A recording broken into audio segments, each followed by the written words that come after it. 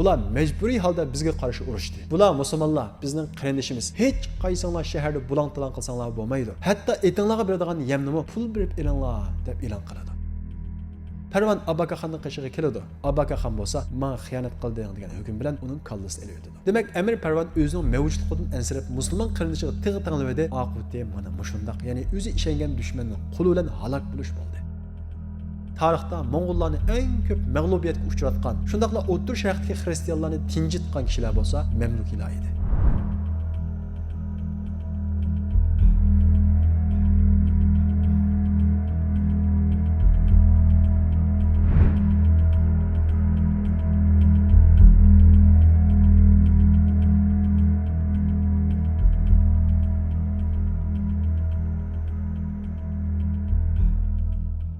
Biz ilgirki dersimizde bayon qilganimizdek, Aynijalut urushida Sayfiddin Qutuz boshchiligidagi Mamlukiy qo'shini Mo'ng'ullarni mag'lub qilib chekindirdi. Bu urush islom tarixidagi eng cho'ng urushlarning birisi bo'lib, Qudus, Makka Madinaga o'xshash muqaddas joylarimizga Mo'ng'ullarning besib kirishining oldini olgan edi. Shundaqla Mo'ng'ullar yengilmas degan bu gapga xotim bergan edi. Chunki Mo'ng'ullar noati vahshiy usullar bilan urush bilan birga urushib egallagan yeza shaharlarning hammasiga o't qo'yib, kishilarning qalbiga qo'rqinch silib, ya'ni psixik urush qo'zg'ab, mana bu shundaq kishilarning ingida Mo'ng'ullarni yengilib bo'lmaydi degan ong keltirib edi. Lekin Turk davlati bo'lgan Mamluklar davlati mana bu shundaq Mo'ng'ullarni mag'lub qilgandan keyin bir hafta ichida Shamdan Mo'ng'ullarni tel-tukis chekindirib hammani tozalaydi. Sayfiddin Qutuz mana bu shundaq g'albini qo'lga keltirgandan keyin suiqasdlar tarafidan suiqasdga uchrab shahid qilinadi. Undan keyin Mamluklar davlatining beshiga Rukniddin Zohir Baybiris chiqdi. Mamluklar davlatida taxtning beshiga kim kuchli bo'lsa shu chiqadi. Lekin Rukniddin Zohir Baybiris taxtga chiqqandan keyin Shamdagi, ya'ni Halabning, G'azzining bir qancha shaharlarning amirlari Rukniddin Zohir Baybirisni e'tirof qilmay, uningga bay'at berishni rad qiladi. Rukniddin Zohir Baybiris ular qo'shin tatib ularning hammasini bo'ysundiradi. Shuning bilan Rukniddin Zohir Baybiris Shamning va Misrning hukmroniga aylandi. Bilganimizdek, bu vaqtda Abbosiylar xalifasi o'ldirilgan, musulmonlar xalifasiz edi. Xalifaning siyosiy kuchi bo'lmasa-mu, lekin diniy nufuzi, hurmati, ta'siri bor edi. Bu sababdan garchi Rukniddin Zohir Baybiris Shamning va Misrning hokim bo'lgan bo'lsa-mu, lekin sulton deb atalanmagan edi. Chunki sultonlikni unga kim beradi? Shuning uchun Rukniddin Zohir Baybiris Abbosiylar xalifasining avlodlarini izlashga boshlaydi va oxiri Ahmad ismli Abbosiylarning avlodidan birini tepib akilib, uni xalifa qilib chiqaradi va u xalifadan sultonlik unvonini oladi. Buningdan biz musulmonlarning iddiasida xalifaning muqaddas o'rni bor ekanligini ko'rib olamiz. Ya'ni birisi men xalifa deb chiqib xalifa bo'lolmaydigan, cho'qim xalifa davomlashib kelgan, uning bir diniy ruhi, ya'ni obrazi bor edi. Shundaqla Rukniddin Zohir Baybiris bu xalifani nihoyat hurmatlab, uningga mustaqil qo'shin beradi va shundaqla uningga ba'zi siyosiy kuchlarni beradi. Bu xalifa biroz kuchga ega bo'lgandan keyin, endi men xalifalikning poytaxti bo'lgan Bag'dodni qayta qulamga olsam, u yerdagi Mo'ng'ullarga qo'shin tatib, ularni mag'lub qilib Bag'dodni ozod qilsam deydi. Sulton Baybiris uningga ma'qul bo'lib, uningga qo'shin beradi. Shunda qilib xalifa Ahmad Bag'dodga Mo'ng'ullarga qo'shin tatidi. Lekin bu urushda mag'lub bo'lib, xalifa shahid qilinadi. Shunda qilib musulmonlar yana xalifasiz qoladi. Rukniddin Baybiris yana izlab Abbosiylarning yana bir avlodini tepib akiladi. Ya'ni Hakim ismli bir avlodini tepib, uni xalifa qilib tiklaydi. Shundaqla u xalifaga siz shu qasrdan chiqmay o'ltirib bering, hech qanday harbiy yurish qilmang deydi. Mushu davrda, ya'ni Sulton Zohir Baybirisning davrida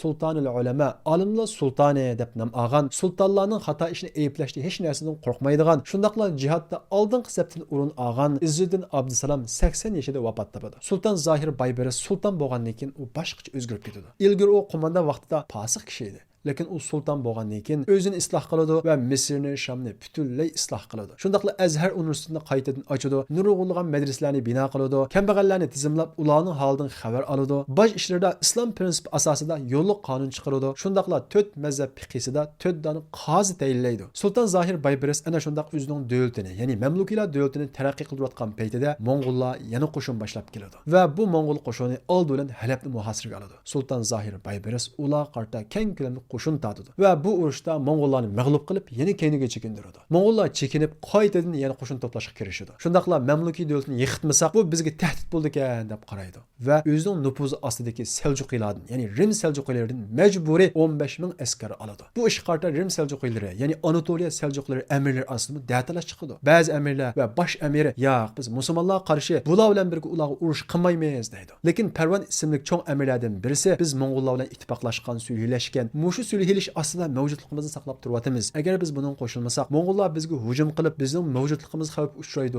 deb 15 ming kishilik qo'shinni ana shu Parvon boshlab Mo'ng'ullar bilan Mamlukiylar qarshi bir saf bo'ladi. Ondan keyin bu Mo'ng'ullar qo'shini yana safini kuchaytirish uchun Arman xristianlaridan qo'shin oladi. Shunday qilib Arman xristianlari, Rim seljuqilari va Mo'ng'ullardan tashkillangan zo'r qo'shin Mamlukiylar qarab yo'lga chiqadi. Lekin Sultan Zohir Baybaris bu qatim ularning kelishini kutmasdan ularning oldiga qo'shin tortib yo'lga chiqadi. Va Sultan Zohir Baybaris qo'shinni boshlab Suriyacha Qahramonmaraşga o'tadi va Qahramonmarashdagi Elbiston cho'lining atrofiga urilishadi. Elbiston cho'li bo'lsa strategik o'rni nihoyat muhim, atrofini tog' qurshab turadi. Shundaqla Mo'ng'ullarning birlashma qo'shini mushu cho'ldan o'tadi. Sultan Zohir Baybaris askarlarini nihoyat puxta urullashtirib Mo'ng'ul qo'shinlarini kutadi. Natijada Mo'ng'ul qo'shinlari, ya'ni birlashma qo'shin bu cho'lga kiradi. Mana shu vaqtda Sultan Zohir Baybaris tog' ustidagi askarlarga buyruq qilib, o'q-ya atib shiddatli hujum qiladi. Mo'ng'ullar qo'shinidagi Rim seljuqilari bo'lsa, urushda aktiv bo'lmaydi, hatto chekinadi. Natijada Zohir Baybaris bu qo'shinning hammasini o'ldirib, nurg'un g'animat oladi. Va bu g'animatni olgandan keyin Rim seljuqining sultoni yoki amiri bilan kurish uchun Qaysariya taraf qarab yo'lga chiqadi. Qaysariya xalqi va amiri Mamlukiylarning g'alaba qilganligini anglab, nihoyat xursand bo'ladi va ularning oldiga chiqib, gul chechaklarni etib qizg'in qarshi oladi. Shundaqla Zohir Baybarisni Seljuqiylarning amiri o'zining qishida o'ltirg'izadi. Sultan Zohir Baybaris bo'lsa qo'shinlarga buyruq chiqarib, bular majburiy holda bizga qarshi urushdi. Bular musulmonlar, bizning qarindishimiz. Hech qaysinglar shaharda bulang-talang qilsanglar bo'lmaydi. Bir narsaga ehtiyojinglar bo'lsa, pul berib elinglar. Hatto etinglarga beradigan yemnimi pul berib elinglar deb e'lon qiladi. Seljuq amiri Sultan Zohir Baybarisdan nihoyat qizg'in qarshi oladi. Bo'lgan ahvollarni unga tushundiradi. Sultan Zohir Baybaris uningga qarshi Mo'ng'ullar bilan birlashishga undigan amir Parvonni huzuriga chaqirdi. Lekin u kagili unamaydi. Mana shu vaqtda Mo'ng'ullar xoni Abaka xon nim bo'lganligini surishtirish uchun Elbiston cho'liga yetib keladi. Qarg'udak bo'lsa, butun qo'shinlarning hammasining jasadini ko'radi. Lekin hayron qolarligi bu jasadlar ichida Rim seljuqilarining bir askarini ko'rmaydi. Ya'ni ular bilan birga chiqqan Rim seljuqiy askarlarining birisi o'ldirilgan edi. Mana bu sababdan Abaka xonning qalbiga shubha tushdi-da, bu urushda Rim seljuqilarining qo'mondoni bo'lgan Parvonni huzuriga chaqirdi. Parvon Abaka xonning qishig'iga keladi. Abaka xon bo'lsa, "Men xiyonat qildim" degan hukm bilan uning kallasini elib o'tadi. Demak, Amir Parvon o'zining mavjudligidan ansirab musulmon qarinishiga tig'i tangladi. Oqibati mana mushundaq, ya'ni o'zi ishongan dushmanning qo'li bilan halok bo'lish bo'ldi. Sultan Zohir Baybaris Qaysariya turayotgan paytida Antakiya xristian amirligininki Homosga qo'shin tatqanlik xabari uningga yetib keladi. Homos bo'lsa Suriyada, ya'ni Zohir Baybarisning tavallikida edi. Sultan Zohir Baybaris darhol Suriyaga, ya'ni Homus qarab yo'lga chiqadi. Va Homusga borguncha nurg'unlagan xristian knezliklarini egallab mangadi. Va Homusga yetib kelib, Homusni muhosiraga olib olgan ahli salaf qo'shiniga qarshi keng ko'lamli urush ochdi. Va bu urushda Sultan Zohir Baybaris g'alaba qiladi. Bu g'alaba orqali Sultan Zohir Baybaris Sham rayonidagi nüfuzini qaytadan tiklaydi. Shundaqla ahli salaf qo'shinining nüfuzini xililam tuvallatadi. Hatto ahli salaf qo'shini o'z amirliklari orasida erkin harakat qilolmaydi. Lekin mana shu paytda Sultan Zohir Baybarisga yana bir xavf keladi. U bo'lsa-mu ittifoqlashgan sulhi tuzishgan Bizantiya imperiyasi sulhini buzib Mo'ng'ullar bilan birlashgan edi. Ya'ni Mamlukiylar qarshi Sultan Zohir Baybaris qarshi birlashgan edi. Buni bilgan Sultan Zohir Baybaris darhol kema yasashga buyurdi. Bir qancha kun ichida nurg'ulg'an kemalarni yasaydi va bu kemalar bilan ham dengiz yo'li ham quruqliq tarafdan ikki tarafdan Bizantiya imperiyasiga keng ko'lamli urush ochadi. Mamlukiylarning shiddatli hujumini ko'rgan imperator darhol tez pukib, ya'ni sulhi talab qiladi va Sultan Zohir Baybarisga xushomad qilib, ayni davrda Umar ibn Abdulaziz Qustantaniyaning ichiga, ya'ni Istanbulning ichiga soldirgan Arab masjidini qaytadan yangilab, sulhini yangilasak deb turib oladi. Sultan Zohir Baybaris uning bilan sulhini, ya'ni tinchlik sulhisini yangilaydi. U tarafdan xotirjam bo'lgandan keyin Homosga qo'shin tatgan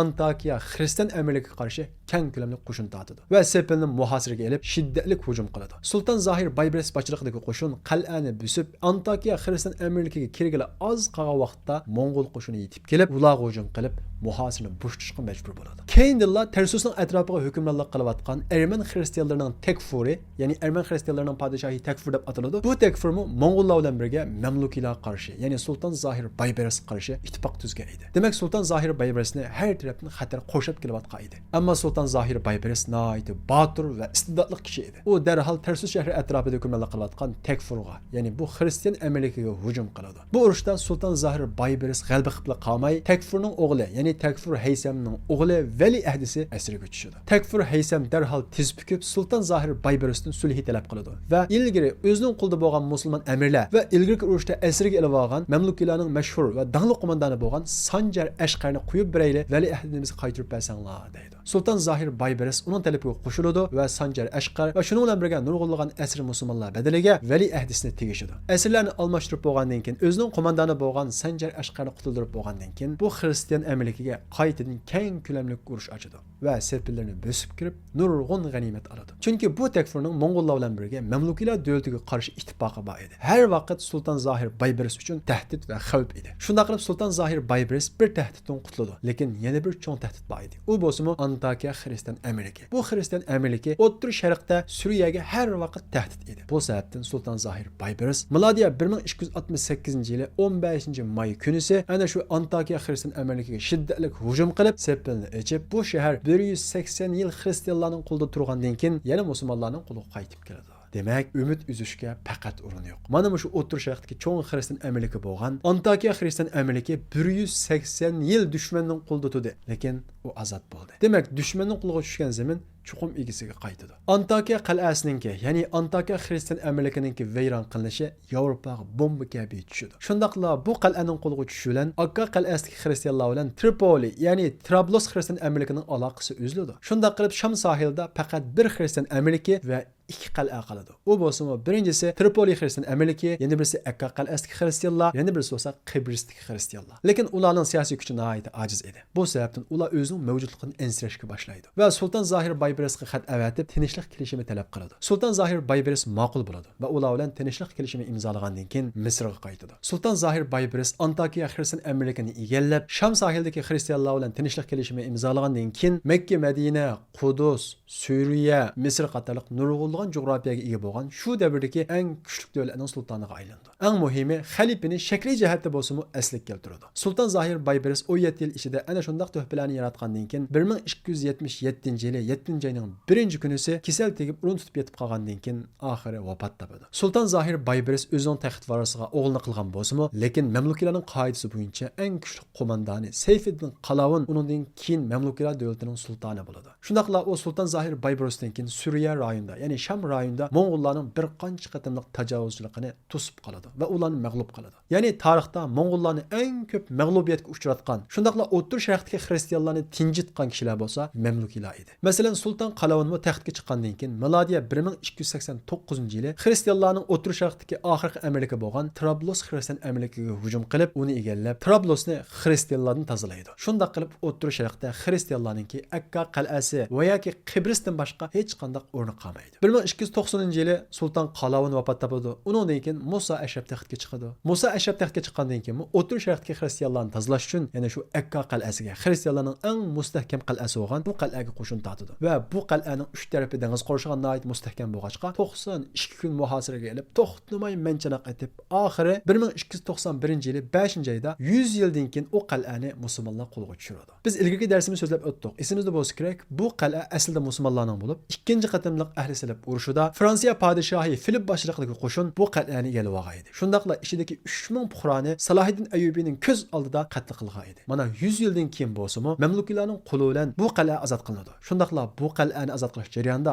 nurg'unlagan ahli silib qo'shini o'ldirildi. Akka qal'asining tozalanishi bilan O'rta Sharqning xristianlar tel-tuks tozalanadi. Mamlukiylarning Shamdagi va Misrdagi hukmronligi rasmiy mustahkamlandi va bu mamlukiylar 1516-yilga qadar 260 yil hukm surdi. Shundaqla nurg'unlagan madaniyatlarni yaratdi. Lekin bu mamlakatlarning alohidligi harbiylikda, ya'ni askariy jihatda bo'lg'achqa, bu jihatda nihoyat botirlik bilan mashhur bo'ladi. Shundaqla dunyoga ofat bo'lgan, hech kim to'sanmagan, hech kim mag'lub qilinmagan Mo'ng'ullarni mana shu mamlakatlar to'sadi. Chunki mamlakatlar o'ziga shundoq o'lcham qo'yganki, bir odam diniy jihatda olim bo'lmoqchi bo'lsa-mu, diniy jihatda butun pallaning hammani egallab bo'lgandan keyin harbiy jihatda imtihon beradi. Agar harbiylikdan, ya'ni o'qya etishdan, qilich ishlatishdan o'tolmasa, uning olimlik unvoni berilmaydi. Demak, biz buningdan mamlakatlarning harbiy jihatga qanchalik darajada ahamiyat berganligini ko'ralaymiz. Demak, mamlakatlarning aslida hammasi askariy edi. Madaniyat jihatda, tibobatda va undan boshqa ba'zi ijtimoiy sohalarda xil taraqqiy qilgan edi. Masalan, Qohirada Mansur shifoxonasi ishlab, uningda har xil kasalliklar davolangan. Shundaqla bu shifoxonada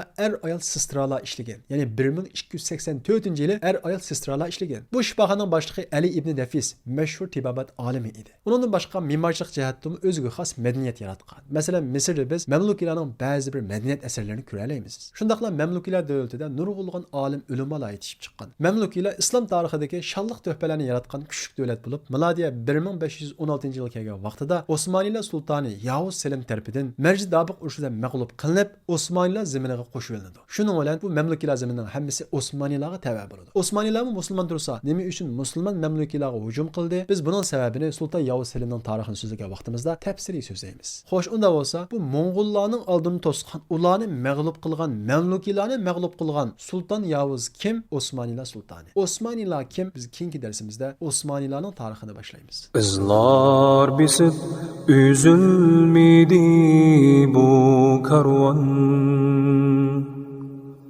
Toğulmakta hem zekabi hem arslan.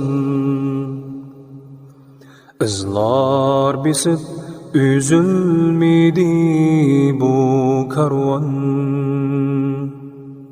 Toğulmakta hem zekabi hem arslan.